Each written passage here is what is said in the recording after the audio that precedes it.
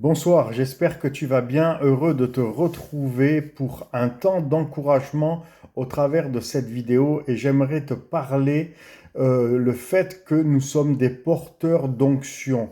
Tu es un porteur d'onction, tu es une porteuse d'onction. Si tu es un homme et une femme qui se tient dans la présence de Dieu, dans la lecture de sa parole, dans la prière, dans le jeûne aussi, parce que ça fait partie de la vie du disciple, alors tu es porteur et porteuse d'onction.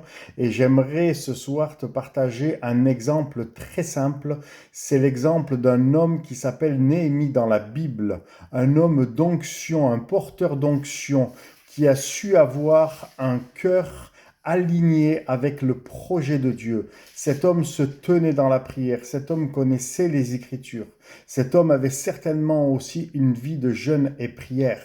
Et Dieu avait localisé cet homme à Suse, qui est la capitale, qui était, pardon, la capitale de Babylone.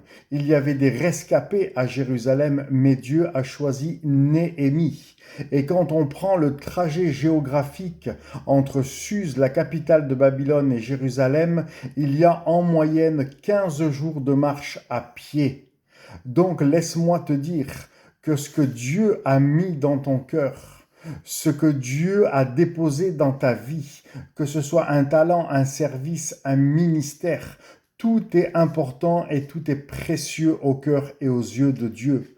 Tu as cette grâce royale d'être porteur et porteuse d'onction. Et ce que Dieu t'a donné, tu dois le répandre. C'est la vie qui se répand.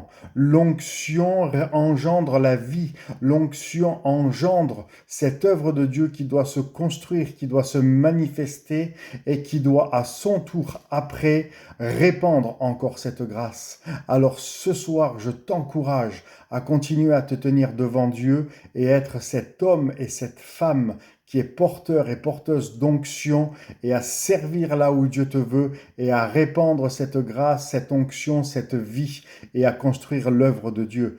Je te dis à très vite, demeure ultra béni. Bye bye.